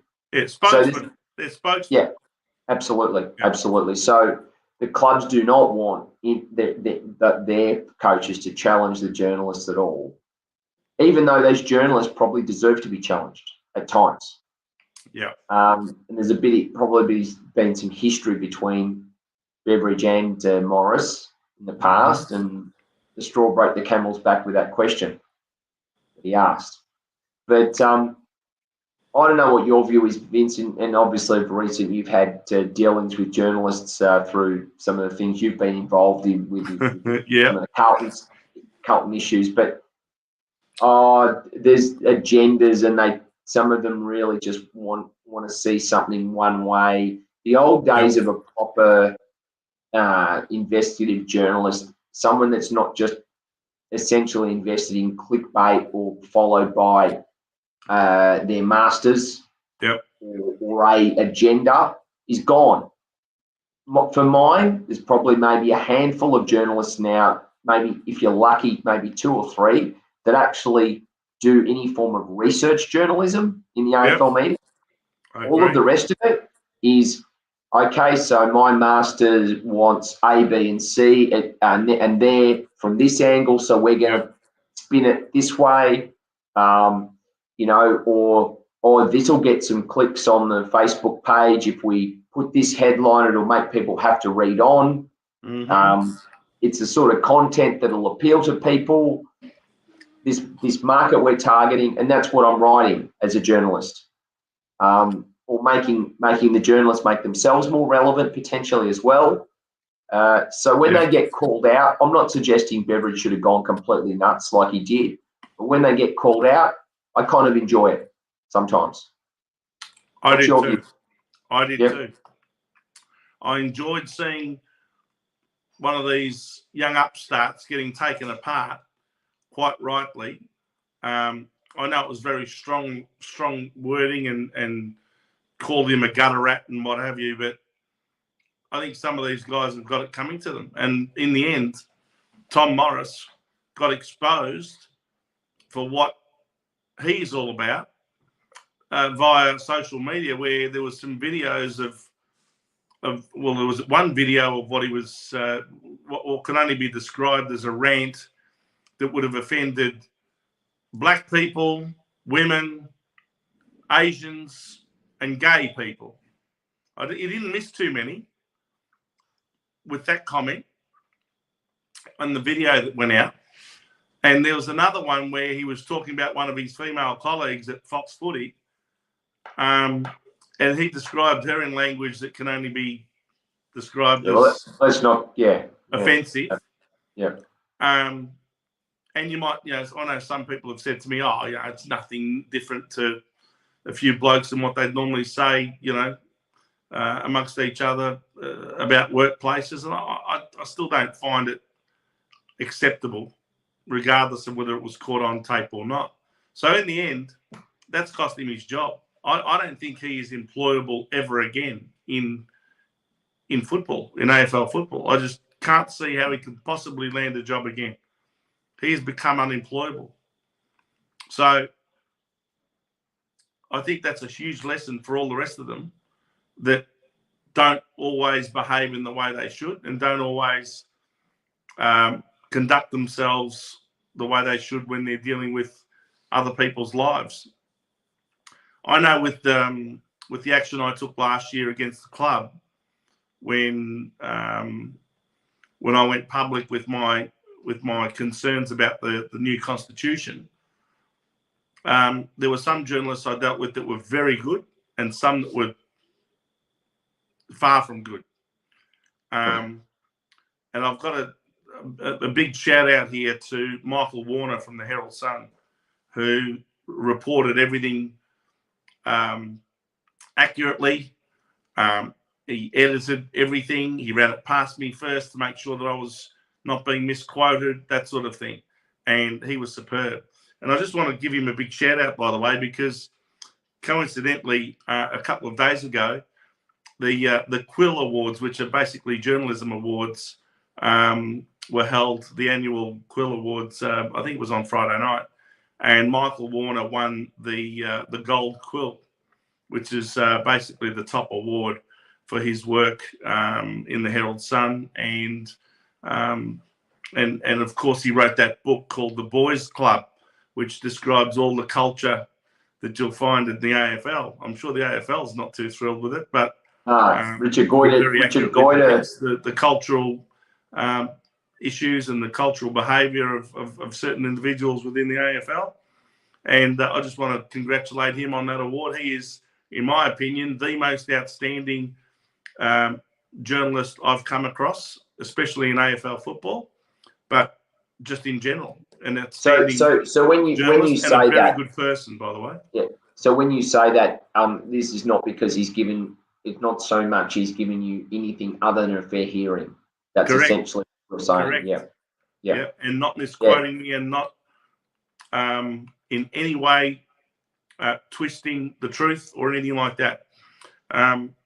Other journalists that I dealt with last year, I couldn't say anything close to that for them. And I've got to say, most of the ones that I think didn't impress me were of the younger variety. Yeah. The young upstart types. I won't mention names. I'll let you think of the names that you can think of. But anyway, why didn't they impress you though? What did you see? I think this is really important for our viewers to understand this, because it's easy to read something and believe it firsthand and not question it, right? Not have that critical thinking. Now, you can read something about Carlton and you're a Carlton supporter. If it's negative, you can go, it's wrong because they're speaking poorly of Carlton, and I don't want to hear that. Mm-hmm. Now, there may be some truth in it though. That being said, they can also write overinflated positive stories about Carlton, and you can believe it because you want to believe it.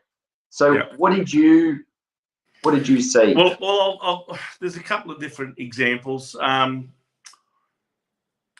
There was one particular journalist that I did not like or trust because I think he was trying to paint a picture that was more personal.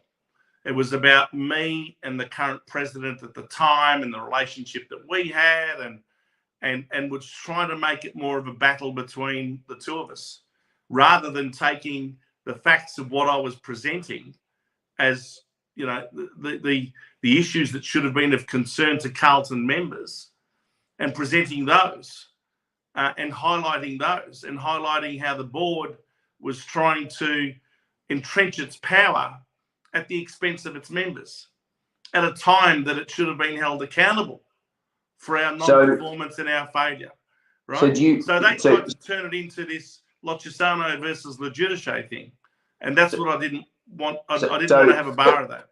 So what you're saying is they almost cooked up the headline and then tried to write the story around the headline, rather than what's the real story, and let's talk about that. Maybe because they don't want to talk about the real story. That's right. Yeah, I noticed. There was another journalist who I actually didn't have a bar of, because he was backgrounding me, and it was clear to me that he was backgrounding me, I suspect, under instructions from people within the board. They were trying to get dirt on me, and I was being questioned about my political views, and how, if I held those particular views, how could I possibly deal with certain individuals in government and all this sort of thing. So again, I just found that to be gutter tactics. And so getting back to Luke Beveridge's comments, I can see why a lot of people see some of these journalists as being gutter rats, because I had to deal with one of them myself. I did notice one, and he's a prominent media journalist, or not journalist, but prominent media commentator, Channel 9, and he was very, very friendly with the new president at Carlton. And it was almost like he came out to make a paid advertorial or speech about how, great the new president was. And that's for sure. And I'm like, don't talk about the issues, don't talk about anything else. I found Eddie Maguire to be really poor with that. Look, there's no question that Luke Sayers is very well connected, and he's got a lot of mates in high places. And if he's got to go to some of those mates to help him get the right impression or the right perception out there in Carlton supporter land, he will call upon those people for that favour. And Eddie Maguire is just one of them. So, we saw a couple of episodes of Footy Classified last year where Eddie was, spruiking everything good about Luke Sayers, and that's fine. He's at liberty to do that, and he's obviously got license to say what he wants on Footy Classified. But when it came to analysing the constitutional changes, Eddie Maguire did an absolutely pathetic job of that. No one talked about that. He even referred to one of the clauses as the Luke Sayers clause. I mean, that was the one about giving any Carlton president a minimum of 4 years, even if he's down to his last year on the board. Yeah. So, you know, I don't think he necessarily covered himself in glory, but it became obvious to me that Eddie Maguire was in Luke Sayers' corner, and Luke Sayers would have called upon that favour on that particular night. And that's part of that, I wouldn't call it boys club, but circle of influence or network, Correct. right? That's how things work. Absolutely. So when these journalists are, I suppose, asking questions, I think it's really important that all of us really think about, try and put our personal biases aside and think about really why these things are being, why the questions are being asked and where they're going with it. But I for mine, going back to the whole Luke Beveridge situation, I actually don't mind the tough coach at the press conference. I remember I used to watch the winners, and you'd see them interviewed in the room. So this is before you had the backdrop. That's right. Yeah. You'd see the coach. Used to go up there with a microphone and say to Parko, "Parko, what did you think of that performance?" And you'd see all the players in the background and supporters. There were people around him in the rooms, and God knows what. So there was no media club person saying, okay, so here's some talking points for you, and you can take these in and you can talk to it. It's just as raw as it gets, right? And those. But again, Steve, don't you think? Sorry to interrupt, but I would much rather have watched the coaches without preparation, without preparatory notes, being interviewed by a journalist from Channel 2 or Channel 7, didn't matter, and in the raw emotion within the rooms, get asked about the game and talk about it for 5 minutes. That to me has got so much more value than sitting in a room with the usual media wall backdrop with 10 different sponsors' names behind you. And all the drinks on the table. And all of the Gatorade drinks on the front of the table, because they've all got to have their labels pointing in the right direction, and all of that. To me, those press conferences have just about lost all their value, because even the journalists that ask questions in those press conferences, you can't even hear the questions, because for some reason they refuse to give these people a microphone to talk into. So you've got to try and listen for what the journalist has just asked. Then you've got to listen to the coach's response.